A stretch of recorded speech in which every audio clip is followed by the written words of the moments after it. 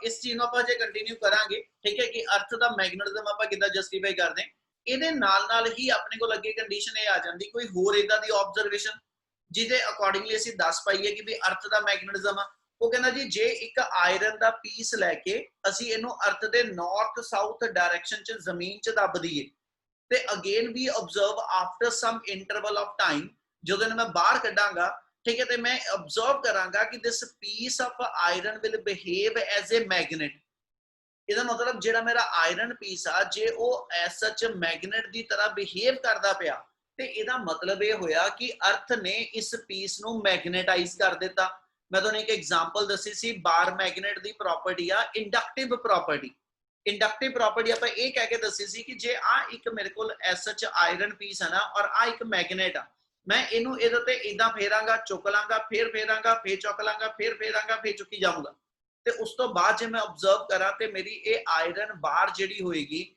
It should behave as a magnet ਇਹਦਾ मतलब इस मैग्नेट ने ਇਹਦੇ अंदर मैग्नेटिज्म इंड्यूस कीता ਇਹਨੇ ਆਪਣੇ ਹੈਲਪ ਨਾਲ ਇਹਦੇ अंदर ਜਿਹੜੇ ਐਟਮ ਆ ਉਹ ਸਾਰੇ ਇੱਕ ਡਾਇਰੈਕਸ਼ਨ ਚ ਅਲਾਈਨ ਕਰ ਦਿੱਤੇ ਜਿਹਦੇ ਕਰਕੇ ਇਹ ਮਟੀਰੀਅਲ ਦੇ ਅੰਦਰ ਵੀ ਮੈਗਨੈਟਿਕ ਬਿਹੇਵੀਅਰ ਆ ਗਿਆ ਇਹਦਾ मतलब ਇਸੇ ਤਰ੍ਹਾਂ ਹੀ ਜੇ ਮੈਂ ਐਸਐਚ ਇਹ ਕਹਾਂ ਕਿ ਵੀ ਆਪਾਂ ਕਿਸੇ ਆਇਰਨ ਪੀਸ ਨੂੰ ਅਰਥ ਦੇ ਵਿੱਚ ਡਿਗ ਕਰ ਦਈਏ ਦੱਬ ਦਈਏ ਠੀਕ ਹੈ ਕੁਝ ਇਹਨੂੰ ਦੱਬ ਦਈਏ ਸੌਰੀ ਠੀਕ ਹੈ ਇਹਨੂੰ ਬਰੀਡ ਕਰ ਦਈਏ ਉਹਦੇ ਅੰਦਰ ਔਰ ਕੁਝ ਦੇਰ ਬਾਅਦ ਜੇ ਮੈਂ ਇਹਨੂੰ ਬਾਹਰ ਕੱਢ ਕੇ ਦੇਖਦਾ ਤੇ ਇਹਦੇ ਅੰਦਰ ਮੈਗਨੈਟਿਕ ਪ੍ਰੋਪਰਟੀਜ਼ ਆ ਗਈਆਂ ਤੇ ਇਹਦਾ मतलब ਇਹ ਹੋਇਆ ਕਿ ਇਹਨੂੰ ਕਿਸੇ ਮੈਗਨੇਟ ਨੇ ਮੈਗਨੇਟਾਈਜ਼ ਕੀਤਾ ਹੋਊਗਾ ਤਾਂ ਅਸੀਂ ਕਹਿੰਦੇ ਕਿ ਅਰਥ ਦੇ ਅੰਦਰ ਜੇ ਇਹਨੂੰ ਕੋਈ ਮੈਗਨੇਟਾਈਜ਼ ਕਰਦਾ ਪਿਆ ਤਾਂ ਉਹ ਮੈਗਨੇਟ ਹੋਏਗੀ ਇਹਦਾ मतलब सेकंड ऑब्जर्वेशन ਜਿਹੜੀ ਸਾਨੂੰ ਜਸਟੀਫਾਈ ਕਰਦੀ ਕਿ earth should behave as a magnet क्या ਗੱਲ ਸਮਝ ਆਈ यस सर ਇਸ ਤੋਂ ਬਾਅਦ ਥਰਡ ਪੁੱਤ ਆਪਣੇ ਕੋਲ ਆਬਜ਼ਰਵੇਸ਼ਨ ਇੱਕ ਹੋਰ ਹੈਗੀ ਆ ਜੇ ਮੈਂ ਇੱਕ ਬਾਰ ਮੈਗਨੇਟ ਲੈ ਕੇ ਠੀਕ ਹੈ ਇਹਦੀ ਮੈਗਨੈਟਿਕ ਫੀਲਡ ਲਾਈਨਾਂ ਪਲਾਟ ਕਰਾਂ ਠੀਕ ਹੈ ਆ ਬਾਰ ਮੈਗਨੇਟ ਲੈ ਰਿਹਾ ठीक है जी वर्टिकल ਇਹਦੇ ਰੱਖਣ ਦਾ ਕਾਰਨ ਆ ਜਿਹਦੇ ਕਰਕੇ ਮੈਂ ਵਰਟੀਕਲ ਕੀਤਾ ਉਹ ਦੱਸਦਾ ਹੁਣੀ ਜੇ ਆ ਮੈਗਨੇਟ ਨੂੰ ਜਦੋਂ ਮੈਂ ਐਸਐਚ ਬਾਰ ਮੈਗਨੇਟ ਦੇ ਠੀਕ ਹੈ ਜਿਹੜਾ ਮੇਰੇ ਵਾਲਾ ਬਾਰ ਮੈਗਨੇਟ ਹੈਗਾ ਜਦੋਂ ਇਹਨੂੰ ਮੈਂ ਅਰਥ ਦੇ ਨਾਰਥ ਸਾਊਥ ਪੋਲ ਵਾਲੀ ਡਾਇਰੈਕਸ਼ਨ ਚ ਰੱਖਿਆ ਤੇ ਅਸੀਂ ਆਬਜ਼ਰਵ ਕਰਾਂਗੇ ਕਿ ਜੇ ਮੈਂ ਐਸਐਚ ਮੈਗਨੇਟ ਦਾ ਨਾਰਥ ਪੋਲ ਇਹਦੇ ਨਾਰਥ ਵੱਲ ਰੱਖਿਆ ਜਾਂ ਮੈਂ ਇਹਦਾ ਸਾਊਥ ਪੋਲ ਠੀਕ ਹੈ ਜੀ ਇਸ ਮੈਗਨੇਟ ਦਾ ਸਾਊਥ ਪੋਲ ਇਹਦੇ ਨਾਰਥ ਵੱਲ ਰੱਖਾਂ ਦੋਨਾਂ ਕੇਸਿਸ ਦੇ ਅੰਦਰ ਮੈਨੂੰ ਇੱਕ ਆਬਜ਼ਰਵੇਸ਼ਨ ਮਿਲੀ कि जो मैं इस मैगनेट के अराउंड ਇਹਦਾ मैग्नेटिक फील्ड पैटर्न जनरेट करता होवांगा ना यानी इस वे ना ਇਹਦੇ अराउंड ਅਸੀਂ ਇਹਦਾ मैग्नेटिक फील्ड पैटर्न बनावांगे ਤੇ ਉਸ ਇਨਸਟੈਂਟ ਤੇ ਠੀਕ ਹੈ ਮੇਰੇ ਕੋਲ ਐਸ ਸੱਚ ਆਈਦਰ ਇਸ ਮੈਗਨੇਟ ਦੀ ਐਕਸੀਅਲ ਲਾਈਨ ਤੇ ਜਾਂ ਇਸ ਮੈਗਨੇਟ ਦੀ ਇਕੁਆਟੋਰੀਅਲ ਲਾਈਨ ਤੇ ਠੀਕ ਹੈ ਇਹਦੀ ਮੈਗਨੇਟ ਦੀ ਐਕਸੀਅਲ ਲਾਈਨ ਤੇ ਮੈਗਨੇਟ ਦੀ ਐਕਸੀਅਲ ਲਾਈਨ ਤੇ ठीक है या मैग्नेट दी इक्वेटोरियल लाइन ते मेरे को एक इदां दा पॉइंट आंदा जिथे कंपास नीडल मेरी जेडी वो एग्जैक्ट हॉरिजॉन्टल हो जांदी उते हॉरिजॉन्टल दा मतलब ये आ कि जे आ बार मैगनेट है गया जिदे नॉर्थ ते साउथ पोल आ ठीक है तुसी इथे इदे नियर बाय कंपास नीडल जदों रखोगे ना ये नीडल दा साउथ पोल तुहाडी बार मैगनेट दे नॉर्थ वाल अट्रैक्ट होएगा ਇਹਦਾ ਨਾਰਥ ਪੋਲ ਠੀਕ ਹੈ ਜੀ ਉਹ ਇਸ ਨਾਰਥ ਨੇ ਰਿਪੈਲ ਕਰਨਾ ਜਿਹਦੇ ਕਰਕੇ ਮੈਗਨੇਟ ਇਸ ਵੇ ਨਾਲ ਆ ਟਿਲਟਡ ਡਾਇਰੈਕਸ਼ਨ ਚ ਇਸ ਤਰ੍ਹਾਂ ਤੇ ਅਰੇਂਜ ਹੋ ਜੂ ਮੈਂ ਇਥੋਂ ਮੈਗਨੇਟ ਚੁਕਾਂਗਾ ਮੈਗਨੈਟਿਕ ਨੀਡਲ ਚੁਕਾਂਗਾ ਚੁੱਕ ਕੇ ਅੱਗੇ ਰੱਖੂੰਗਾ ਨੀਡਲ ਮੇਰੀ ਕੁਝ ਇਸ ਵੇ ਨਾਲ ਮੁੜ ਗਈ ਅਲਟੀਮੇਟਲੀ ਮੈਂ ਇਹ ਚੀਜ਼ ਆਬਜ਼ਰਵ ਕਰਦਾ ਪਿਆ ਕਿ ਜਦੋਂ ਇਸ ਵੇ ਨਾਲ ਨੀਡਲ ਦੀ ਮੂਵਮੈਂਟ ਕਰਾ ਕੇ ਅਸੀਂ ਮੈਗਨੈਟਿਕ ਫੀਲਡ ਦਾ ਪੈਟਰਨ ਬਣਾਵਾਂਗੇ ਤੇ ਉਸ ਇਨਸਟੈਂਟ ਦੀ ਇੱਕ ਆਬਜ਼ਰਵੇਸ਼ਨ ਇਹ ਆਏਗੀ ਕਿ ਆਈਦਰ ਔਨ ਇਕੁਆਟੋਰੀਅਲ ਲਾਈਨ और on the axial line एक इदा दा पॉइंट आएगा दोनों बारी ठीक है ਜਦੋਂ ਮੈਗਨੈਟਿਕ ਨੀਡਲ ਜਿਹੜੀ ਆ ਉਹ ਫ੍ਰੀ ਹੋ ਜਾਂਦੀ ਉਹਦੇ ਤੇ ਕੋਈ ਫੋਰਸ ਐਕਸਪੀਰੀਅੰਸ ਨਹੀਂ ਹੁੰਦੀ ਇਹਦਾ ਮਤਲਬ ਅਸੀਂ ਕਹਿੰਦੇ ਜੀ ਜਦੋਂ ਐਸ ਸੱਚ ਕੰਡੀਸ਼ਨ ਆਏਗੀ ਕਿ ਇੱਥੇ ਨੀਡਲ ਰੱਖ ਕੇ ਉਹ ਫ੍ਰੀ ਆ ਠੀਕ ਹੈ ਉਹਦੇ ਤੇ ਕੋਈ ਫੋਰਸ ਨਹੀਂ ਲੱਗਦੀ ਪਈ ਇਹਦਾ ਮਤਲਬ ਹੋ ਗਿਆ ਔਰ ਇਸ ਬਾਰ ਮੈਗਨੇਟ ਦੇ ਮੈਗਨੈਟਿਕ ਫੀਲਡ ਨੂੰ ਇਸ ਪੁਆਇੰਟ ਤੇ या इस पॉइंट ते किसी दूसरे मैगनेट दे मैग्नेटिक फील्ड ने कैंसल आउट किया मैं फिर लाइन रिपीट कर रहा आप एक वर्ड एक्सप्लेन करते पे न्यूट्रल पॉइंट किनू कहने आ कि भी as such magnetic field line दा पैटर्न जो ड्रॉ करांगा ते आइदर ऑन इक्वेटोरियल लाइन और on axial line there must be one point where magnetic needle become horizontal, where magnetic needle is free to move, ठीक है, and that point is called the neutral point। वो कहना neutral point आने का कारण की है, तो ਅਸੀਂ ਇਹ ਕਹਿੰਦੇ ਕਿ ਵੀ ਜੇ ਆ ਥਾਂ ਤੇ ਨਿਊਟਰਲ ਪੁਆਇੰਟ ਆਇਆ ਜਾਂ ਐਕਸੀਅਲ ਲਾਈਨ ਤੇ ਆਇਆ ਤੇ ਨਿਊਟਰਲ ਪੁਆਇੰਟ ਐਸ ਸੱਚ ਉਦੋਂ ਆਏਗਾ ਜਦੋਂ ਦੋ ਫੋਰਸਿਸ ਇੱਕ ਦੂਜੇ ਨਾਲ ਕੈਂਸਲ ਹੁੰਦੀਆਂ ਹੋਣਗੀਆਂ। ਨਿਊਟਰਲ ਪੁਆਇੰਟ ਦਾ ਮਤਲਬ ਆ ਇਕੁਇਲਿਬਰੀਅਮ ਪੁਆਇੰਟ, ਨਲ ਪੁਆਇੰਟ, ਜਿਹਦੇ ਉੱਤੇ ਨੈਟ ਫੋਰਸ ਜਿਹੜੀ ਉਹ ਜ਼ੀਰੋ ਆ। ਤੇ ਜੇ ਆ ਪੁਆਇੰਟ ਤੇ ਨੈਟ ਫੋਰਸ ਮੈਗਨੈਟਿਕ ਫਾਰਮ ਚ ਜ਼ੀਰੋ ਆ, ਉਹ ਕਹਿੰਦਾ ਇੱਥੇ ਕਿਹਦਾ ਕਿਹਦਾ ਮੈਗਨੈਟਿਕ ਫੀਲਡ ਲੱਗਦਾ ਪਿਆ, ਤੇ ਅਸੀਂ ਕਹਿੰਦੇ ਇੱਕ ਤੇ ਆ ਬਾਰ ਮੈਗਨੇਟ ਦਾ ਮੈਗਨੈਟਿਕ ਫੀਲਡ ਤੇ ਦੂਜਾ ਮੈਗਨੈਟਿਕ ਫੀਲਡ ਇੱਥੇ ਕਿਹਦਾ ਹੋਏਗਾ ਜਿਹੜਾ ਇਹਨੂੰ ਕੈਂਸਲ ਕਰਦਾ ਪਿਆ। ਤੇ ਜਿਵੇਂ ਇਹਦੇ ਨੀਅਰ ਬਾਈ ਲੱਭਾ ਤੇ ਹੋਰ ਤਾਂ ਕਿਸੇ ਦਾ ਮੈਗਨੈਟਿਕ ਫੀਲਡ ਨਹੀਂ, ਹਾਂ but earth should behave as a magnet. ਤੇ ਜੇ ਅਰਥ ਮੇਰੀ ਮੈਗਨੇਟ ਬਿਹੇਵ ਕਰਦੀ ਤੇ ਅਰਥ ਦਾ ਇਸ ਪੁਆਇੰਟ ਤੇ ਮੈਗਨੈਟਿਕ ਫੀਲਡ ਤੇ ਇਧਰੋਂ ਬਾਹਰ ਮੈਗਨੇਟ ਦਾ ਇਸ ਪੁਆਇੰਟ ਤੇ ਮੈਗਨੈਟਿਕ ਫੀਲਡ, ਦੇ ਸ਼ੁੱਡ ਬੈਲੈਂਸ ਈਚ ਅਦਰ। ਇਹਦਾ ਮਤਲਬ ਉਹਨਾਂ ਦੋਨਾਂ ਫੀਲਡ ਨੇ ਇੱਕ ਦੂਜੇ ਨੂੰ ਬੈਲੈਂਸ ਕਰਕੇ ਨੈਟ ਫੀਲਡ ਉਸ ਪੁਆਇੰਟ ਤੇ ਜ਼ੀਰੋ ਕੀਤਾ। ਇਹਦਾ ਮਤਲਬ ਇਹ ਹੋਇਆ ਨਿਊਟਰਲ ਪੁਆਇੰਟ ਕਦੀ ਵੀ ਸਿੰਗਲ ਮੈਗਨੈਟਿਕ ਫੀਲਡ ਨਾਲ ਨਹੀਂ ਆਣਾ, ਇਹ ਮੈਂ ਦੋ ਤਰ੍ਹਾਂ ਦੇ ਮੈਗਨੈਟਿਕ ਫੀਲਡ ਇੱਕ ਦੂਜੇ ਨੂੰ ਕੈਂਸਲ ਕਰਦੇ ਪਏ ਆ। ਤੇ ਇਹਦਾ ਮਤਲਬ ਜੇ ਇਹਦੇ ਨੀਅਰ ਬਾਈ ਦੂਜਾ ਹੋਰ ਕਿਸੇ ਦਾ ਮੈਗਨੈਟਿਕ ਫੀਲਡ ਨਹੀਂ ਹੈਗਾ ਤੇ it means that is the magnetic field only due to earth. ਇਹਦਾ ਮਤਲਬ ਫਿਰ ਇੱਥੇ ਦੂਜਾ ਮੈਗਨੈਟਿਕ ਫੀਲਡ ਅਰਥ ਦਾ, ਠੀਕ ਹੈ। ਇਹਦਾ ਮਤਲਬ ਨਿਊਟਰਲ ਪੁਆਇੰਟ ਦੀ ਪ੍ਰੈਜ਼ੈਂਸ ਜਿਹੜੀ ਆ ਮੈਗਨੈਟਿਕ ਫੀਲਡ ਲਾਈਨ ਨੂੰ ਡਰਾ ਕਰਨ ਲੱਗੇ ਉਹ ਮੈਨੂੰ ਇੰਡੀਕੇਟ ਕਰਦੀ ਆ ਕਿ ਅਰਥ ਦਾ ਮੈਗਨੈਟਿਕ ਫੀਲਡ ਤੇ ਬਾਹਰ ਮੈਗਨੇਟ ਦਾ ਮੈਗਨੈਟਿਕ ਫੀਲਡ ਇੱਕ ਦੂਜੇ ਨਾਲ ਕੈਂਸਲ ਹੋਏ ਆ, which shows ਕਿ ਅਰਥ must have some magnetism। ਸੋ ਇਹ ਤਿੰਨ ਆਪਾਂ ਉਹਦੇ ਐਕਸਪੈਰੀਮੈਂਟਲ ਐਵੀਡੈਂਸ ਦਿੰਨੇ ਪਏ। ਨੰਬਰ 1 ਕਿ ਵੀ ਜੇਕਰ ਮੈਗਨੇਟ ਨੂੰ ਫ੍ਰੀ ਸਸਪੈਂਡ ਕਰਾਂ ਤੇ ਉਹ ਹਮੇਸ਼ਾ ਨਾਰਥ ਸਾਊਥ ਡਾਇਰੈਕਸ਼ਨ ਚ ਰੁਕਦੀ ਪਈ। ਸੈਕੰਡ ਕਿ ਜੇ ਮੇਰੇ ਕੋਲ ਐਸਾ ਕਹਿੰਦਾ ਜੀ ਅਸੀਂ ਕਿਸੇ ਆਇਰਨ ਪੀਸ ਨੂੰ ਜਾਂ ਕੋਈ ਵੀ ਮੈਗਨੈਟਿਕ ਮਟੀਰੀਅਲ ਲੈ ਕੇ ਉਹਨੂੰ ਅਰਥ ਦੇ ਵਿੱਚ ਮੈਂ ਬਰੀਡ ਕਰ ਦਵਾਂ, ਦੱਬ ਦਵਾਂ ਤੇ ਕੁਝ ਦੇਰ ਬਾਅਦ ਉਹ ਚ ਮੈਗਨੇਟਿਜ਼ਮ ਆਇਆ, ਅਗੇਨ ਇਟ ਸ਼ੋਜ਼ ਕਿ ਅਰਥ ਹੈਵ ਸਮ ਮੈਗਨੇਟਿਜ਼ਮ। ਔਰ ਥਰਡ ਹੋਏਗਾ ਜਦੋਂ ਮੈਗਨੈਟਿਕ ਫੀਲਡ ਪੈਟਰਨ ਡਰਾ ਕਰਾਂਗੇ ਤੇ ਉਸ ਮੂਵਮੈਂਟ ਤੇ ਨਿਊਟਰਲ ਪੁਆਇੰਟ ਦਾ ਮਿਲਣਾ, ਕਿ ਜੇ ਮੈਨੂੰ ਕਿਤੇ ਨਿਊਟਰਲ ਪੁਆਇੰਟ ਮਿਲਦਾ ਪਿਆ ਤੇ ਇਹਦਾ ਮਤਲਬ ਆ ਉਹਦਾ ਕਾਜ਼ ਅਰਥ ਦਾ ਮੈਗਨੇਟਿਜ਼ਮ। ਸੋ ਇਹ ਕੁਝ ਇੱਕ ਪੋਸੀਬਲ ਆਬਜ਼ਰਵੇਸ਼ਨਸ ਨੇ, ਇਹ ਕੁਝ ਇੱਕ ਆਪਣੀਆਂ ਆਬਜ਼ਰਵੇਸ਼ਨਸ ਨੇ ਜਿਹੜੀ ਸਟਰੋਂਗਲੀ ਰეკਮੈਂਡ ਕਰਦੀਆਂ ਕਿ ਅਰਥ ਮਸਟ ਹੈਵ ਸਮ ਮੈਗਨੇਟਿਜ਼ਮ। क्या इतनी गल समझ आई? Yes sir. यस बच्चे भी बोलो यस यस हाँ जी सर। या हुन किन्ने गूंगे बोले हुन? हाँ जी करा कंटिन्यू। यस चल हुन इसे गल नूं अगे कंटिन्यू कर रहे हैं ਆਪਾਂ जी। कहना जी अपने को एक चीज ते आ गई कि भी अर्थ शो सम मैग्नेटिज्म है ना। हुन अगे पुत ये आ गया कि अर्थ दे मैग्नेटिज्म दा कॉज की है ते ਅਸੀਂ ਉਹਦੇ ਕੌਜ਼ ਨੂੰ ਐਕਸਪਲੇਨ ਕਰਨ ਲਈ ਡਿਫਰੈਂਟ ਸਾਇੰਟਿਸਟ ਦੀ ਜਿਹੜੀਆਂ ਆਬਜ਼ਰਵੇਸ਼ਨ ਆ ਉਹਨਾਂ ਚੋਂ ਇੱਕ ਨੇ ਆਬਜ਼ਰਵੇਸ਼ਨ ਇਹ ਦਿੱਤੀ ਕਿ ਵੀ ਅਰਥ ਦੀ ਜਿਹੜੀ ਮੈਗਨੇਟਿਜ਼ਮ ਹੈ ਨਾ ਇਹਦੀ ਐਕਸਪਲੇਨੇਸ਼ਨ ਇਹ ਹੋ ਸਕਦੀ ਆ ਕਿ ਵੀ ਅਰਥ ਇਟਸੈਲਫ ਅ ਹਿਊਜ ਮੈਗਨੇਟ। ਮਤਲਬ ਇਹ ਕਿ ਅਰਥ ਦੇ ਕੋਰ ਦੇ ਵਿੱਚ ਅਸੀਂ ਕਹਿੰਦੇ ਆ ਕਿ ਵੀ ਇੱਕ ਬਹੁਤ ਵੱਡੀ ਮੈਗਨੇਟ ਜਿਹੜੀ ਨਾ ਉਹ ਦਬੀ ਹੋਈ ਹੋਏਗੀ ਔਰ ਉਹਦੇ ਕਰਕੇ ਅਰਥ ਮੈਗਨੇਟਿਜ਼ਮ ਸ਼ੋ ਆਫ ਕਰਦੀ ਹੈ। ਪਰ ਉਹਦੀ ਇਸ ਐਕਸਪਲੇਨੇਸ਼ਨ ਨੂੰ ਅਸੀਂ ਡਿਸਕਾਰਡ ਕਰ ਦਿੰਦੇ ਆ ਇਸ ਬਿਹਾਫ ਦੇ ਉੱਤੇ ਆ ਕੇ ਕਿ ਜੇ ਅਰਥ ਦੇ ਅੰਦਰ ਇੱਕ ਹਿਊਜ ਮੈਗਨੇਟ ਦਬੀ ਆ ਤੇ ਦੂਜੇ ਪਾਸੇ ਮੈਨੂੰ ਇਹ ਵੀ ਪਤਾ ਕਿ ਅਰਥ ਦੀ ਕੋਰ ਦਾ ਟੈਂਪਰੇਚਰ ਬਹੁਤ ਹਾਈ ਆ ਤੇ ਤੀਜੇ ਪਾਸੇ ਮੈਨੂੰ ਇਹ ਪਤਾ ਕਿ ਕਿਸੇ ਇੱਕ ਮੈਗਨੇਟ ਨੂੰ ਜੇ ਮੈਂ ਜਲਦੀ ਹੋਈ ਅੱਗ ਦੇ ਵਿੱਚ ਸੁੱਟ ਦਵਾਂ ਹਨਾ, ਕਿਤੇ ਅੱਗ ਬਲੀ ਹੋਵੇ ਉੱਚ ਸੁੱਟ ਦਵਾਂ ਤੇ ਥੋੜੀ ਦੇਰ ਬਾਅਦ ਮੈਂ ਪੀਸ ਬਾਹਰ ਕੱਢਾਂ ਤਾਂ ਉੱਚ ਮੈਗਨੇਟਿਜ਼ਮ ਖਤਮ ਹੋ ਜਾਏਗਾ। ਇਹਦਾ ਮਤਲਬ it just to be a piece of an iron, ਇਹਦੇ ਅੰਦਰ ਕੋਈ ਮੈਗਨੇਟਿਜ਼ਮ ਨਹੀਂ ਹੋਏਗਾ ਉਸ ਵੇਲੇ। ਕਹਿੰਦਾ ਵੀ ਉਹ ਕਿਉਂ?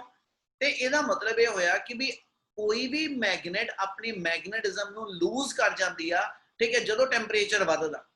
ਤੇ ਪੁੱਤ ਉਹਦਾ ਬੇਸਿਕ ਕਾਰਨ ਇਹ ਹੈਗਾ ਵਾ, ਅਸੀਂ ਉਹਦਾ ਬੇਸਿਕ ਕਾਰਨ ਜੋੜੀਏ ਉਹਦੇ ਬੈਕ ਐਂਡ ਤੇ ਕੀ ਹੋਏਗਾ ਤਾਂ ਅਸੀਂ ਇਹ ਮੰਨ ਕੇ ਚੱਲਦੇ ਕਿ ਹਰ ਉਹ ਮਟੀਰੀਅਲ ਜਿਹੜਾ ਮੈਗਨੇਟ ਦੀ ਤਰ੍ਹਾਂ ਬਿਹੇਵ ਕਰਦਾ ਤੇ ਬੇਸਿਕਲੀ ਮੈਗਨੇਟ ਦੇ ਅੰਦਰ ਅਸੀਂ ਇਹ ਕਹਿੰਦੇ ਆ मैग्नेट ਦੇ ਅੰਦਰ ਅਸੀਂ ਇਹ ਕਹਿੰਦੇ ਕਿ ਵੀ ਐਟਮ ਜਿਹੜੇ ਨੇ ਨਾ ਉਹ ਆ ਰੈਂਡਮਲੀ ਓਰੀਐਂਟਡ। ਆਪਾਂ ਕੱਲ ਇੱਕ ਟੌਪਿਕ ਪੜਿਆ ਸੀ ਐਟਮ ਐਜ਼ ਅ ਮੈਗਨੈਟਿਕ ਡਾਈਪੋਲ। ਉਹਦਾ ਮਤਲਬ ਇਹ ਆ ਕਿ ਵੀ ਹਰ ਐਟਮ ਆਪਣੇ ਆਪ 'ਚ ਇੱਕ ਕੰਪਲੀਟ ਮੈਗਨੇਟ ਆ, ਉਹਦੀ ਆਪਣੀ ਮੈਗਨੈਟਿਕ ਡਾਈਪੋਲ ਮੂਵਮੈਂਟ ਆ। ਤੇ ਜਿਵੇਂ ਇਹ ਕਹਾਂ ਕਿ ਵੀ ਆ ਮੇਰੀ ਬਾਡੀ ਗਿਵਨ ਜਿਹੜੀ ਹੈ ਨਾ it is made up of large number of atoms ਤੇ ਇਹਦੇ ਵਿੱਚੋਂ ਹਰ ਐਟਮ ਆਪਣੇ ਆਪ 'ਚ ਇੱਕ ਕੰਪਲੀਟ ਮੈਗਨੇਟ ਆ, ठीक है। ਤੇ ਜੇ ਉਹ ਆਪਣੇ ਆਪ 'ਚ ਇੱਕ ਮੈਗਨੇਟ ਆ ਉਹਦੀ ਮੈਗਨੈਟਿਕ ਡਾਈਪੋਲ ਮੂਵਮੈਂਟ ਆ, ਬਟ ਇਹ ਸਾਰੇ ਦੇ ਸਾਰੇ ਐਟਮ ਰੈਂਡਮਲੀ ਓਰੀਐਂਟਡ ਹੋਣ ਕਰਕੇ ਇਹਨਾਂ ਦੀ ਮੈਗਨੈਟਿਕ ਮੂਵਮੈਂਟ ਇੱਕ ਦੂਜੇ ਨਾਲ ਕੈਂਸਲ ਹੋ ਜਾਂਦੀ। ਪਰ ਜੇ ਇਹਨਾਂ ਤੇ ਮੈਂ ਮੈਗਨੈਟਿਕ ਫੀਲਡ ਅਪਲਾਈ ਕਰਾਂ ਤੇ ਮੈਗਨੈਟਿਕ ਫੀਲਡ ਦੇ ਅਪਲਾਈ ਕਰਨ ਨਾਲ ਕੀ ਹੋਏਗਾ ਕਿ ਇਹ ਸਾਰੇ ਦੇ ਸਾਰੇ ਐਟਮ ਜਿਹੜੇ ਨੇ ਦੇ ਆਲ ਅਲਾਈਨਡ ਇਨ ਦਾ ਸੇਮ ਡਾਇਰੈਕਸ਼ਨ, ਇਹ ਸਾਰੇ ਦੇ ਸਾਰੇ ਸੇਮ ਡਾਇਰੈਕਸ਼ਨ ਚ ਅਲਾਈਨ ਹੋ ਕੇ ਇੱਕ ਦੂਜੇ ਦੇ ਨਾਲ ਮੈਗਨੈਟਿਕ ਡਾਈਪੋਲ ਮੂਵਮੈਂਟ ਐਡ ਕਰ ਲੈਂਦੇ ਆ, ਜਿਹਦੇ ਕਰਕੇ ਇਹ ਮੈਗਨੇਟ ਬਿਹੇਵ ਕਰਦੇ। ਤੇ ਜੇ ਹੁਣ ਇਹਨੂੰ ਮੈਂ ਗਰਮ ਕਰ ਦਵਾਂ, ਜੇ ਇਹਨੂੰ ਮੈਂ ਗਰਮ ਕਰ ਦਵਾਂ ਤੇ ਹੀਟ ਕਰਨ ਦੇ ਨਾਲ ਕੀ ਹੋਏਗਾ, ਇਹਦੇ ਐਟਮਸ ਨੂੰ ਕਿਨੈਟਿਕ એનર્ਜੀ ਮਿਲਣੀ ਔਰ ਉਹ ਕਿਨੈਟਿਕ એનર્ਜੀ ਲੈ ਕੇ ਐਟਮ ਜਿਹੜੇ ਨੇ ਉਹ ਰੈਂਡਮਲੀ ਓਰੀਐਂਟਡ ਹੋ ਜਾਣੇ, ਕੋਈ ਕਿਸੇ ਪਾਸੇ ਕੋਈ ਕਿਸੇ ਪਾਸੇ। ਮਤਲਬ ਇਹ ਹੋਇਆ ਕਿ ਇਹਦੇ ਅੰਦਰ ਜਿਹੜੀ ਮੈਗਨੈਟਿਕ ਫੀਲਡ ਦੀ ਸਟਰੈਂਥ ਬਣੀ ਸੀ ਉਹ ਕੈਂਸਲ ਆਊਟ ਹੋ ਜਾਏਗੀ। ਤੇ ਵੀ ਸੈਡ ਕਿ this material not just to be a piece of an iron. ਇਹਦਾ ਮਤਲਬ ਫਿਰ ਇਹ ਚੀਜ਼ ਹੋਈ ਕਿ ਵੀ ਕਿਸੇ ਵੀ ਮੈਗਨੇਟ ਨੂੰ ਜਦੋਂ ਮੈਂ ਹੀਟ ਕਰਾਂਗਾ, ਠੀਕ ਹੈ, ਤੇ ਉਹਨੇ ਆਪਣੀ ਮੈਗਨੇਟਿਜ਼ਮ ਦੀ ਪ੍ਰੋਪਰਟੀ ਲੂਜ਼ ਕਰਦੇ ਜਾਣੀ। ਤੇ ਜੇ ਅਰਥ ਦੀ ਕੋਰ ਦੇ ਅੰਦਰ ਇੱਕ ਹਿਊਜ ਮੈਗਨੇਟ ਦੱਬਿਆ ਵਾ ਤੇ ਅਰਥ ਦੀ ਕੋਰ ਦਾ ਤਾਂ ਟੈਂਪਰੇਚਰ ਬਹੁਤ ਜ਼ਿਆਦਾ, ਤੇ ਫਿਰ ਇਹਦੇ ਨਾਲ ਅਰਥ ਮਸਟ ਲੂਜ਼ ਦਾ ਮੈਗਨੇਟਿਜ਼ਮ, ਉਹਦਾ ਮੈਗਨੇਟਿਜ਼ਮ ਖਤਮ ਹੋ ਚੁੱਕਾ ਹੋਣਾ ਚਾਹੀਦਾ ਸੀ। ਪਰ ਸਟਿਲ ਜੇ ਅਰਥ ਮੈਗਨੇਟਿਜ਼ਮ ਸ਼ੋ ਅਪ ਕਰਦੀ ਆ ਤੇ ਇਹਦਾ ਮਤਲਬ ਇਹ ਚੀਜ਼ ਹੋਈ ਕਿ ਉਹਦਾ ਪੋਸੀਬਲ ਕਾਜ਼ ਇਹ ਨਹੀਂ ਹੋ ਸਕਦਾ ਕਿ ਅਰਥ ਦੇ ਅੰਦਰ ਕੋਈ ਮੈਗਨੇਟ ਦੱਬੀ। ਫਿਰ ਅਸੀਂ ਉਹਦੀ ਸੈਕਿੰਡ ਐਕਸਪਲੇਨੇਸ਼ਨ ਜਿਹੜੀ ਬਣਾਈ, ਠੀਕ ਹੈ, ਦੋ ਤਿੰਨ ਹੋਰ ਆ ਪਰ ਜਿਹੜੀ ਮੇਨ ਆ ਮੈਂ ਉੱਤੇ ਗੱਲ ਕਰਨ ਲੱਗਿਆ, ਉਹਨਾਂ ਨੇ ਐਕਸਪਲੇਨੇਸ਼ਨ ਇਹ ਦਿੱਤੀ ਕਿ ਅਰਥ ਦੀ ਮੋਲਟਨ ਕੋਰ ਆ, ਅਰਥ ਦੀ ਕੋਰ ਜਿਹੜੀ ਆ ਉਹ ਮੋਲਟਨ ਫਾਰਮ ਚ ਆ, ਮਤਲਬ ਜਿੰਨੇ ਆਇਰਨ ਕੋਬਾਲਟ ਨਿਕਲ ਜਿਹੜੇ ਮੈਗਨੈਟਿਕ ਮਟੀਰੀਅਲਸ ਨੇ ਉਹ ਸਾਰੇ ਦੇ ਸਾਰੇ ਆਇਓਨਾਈਜ਼ਡ ਸਟੇਟ ਚ ਆ।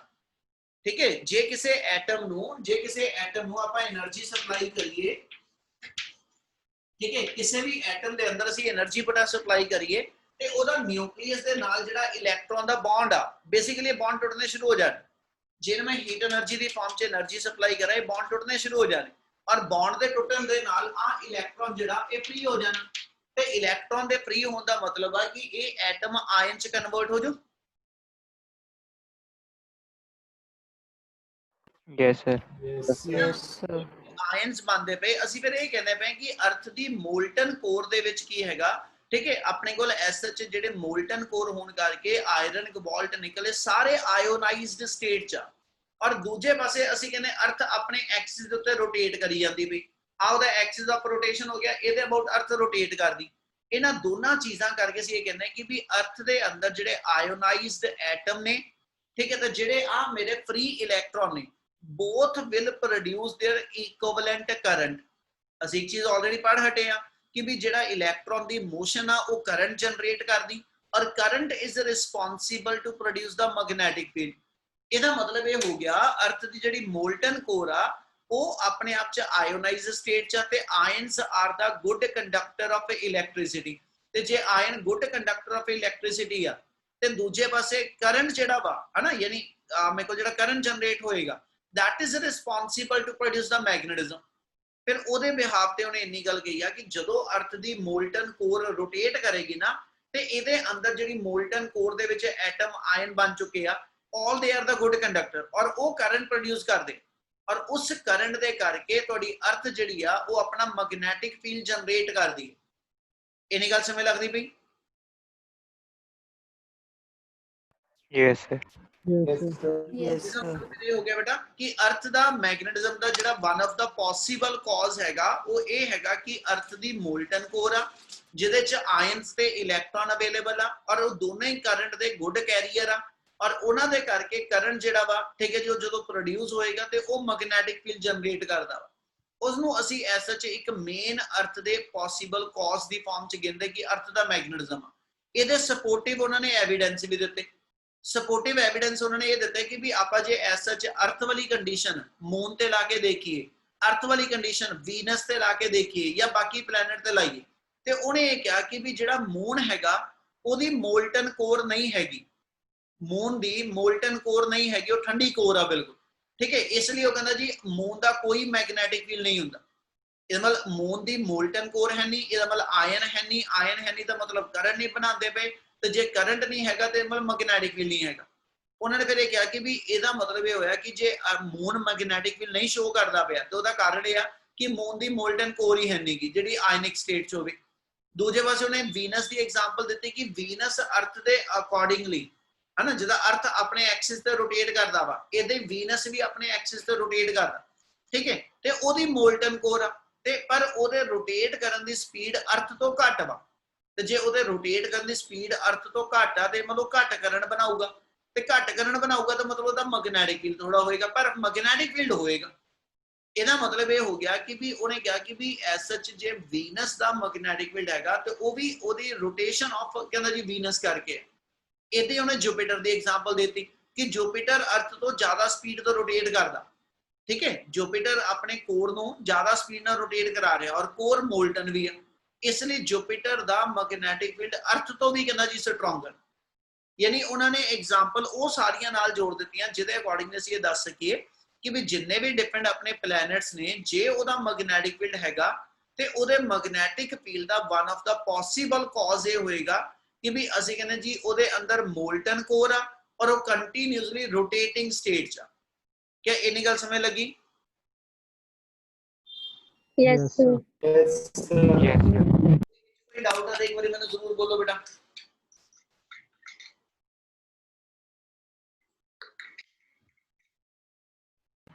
इतना क्लियर है?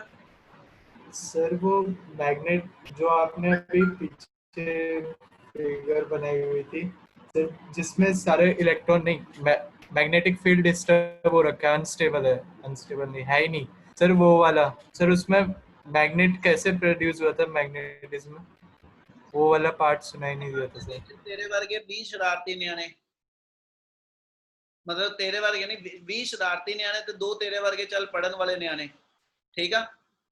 क्लास च टीचर कोई नहीं, तेरी आउटपुट की होगी?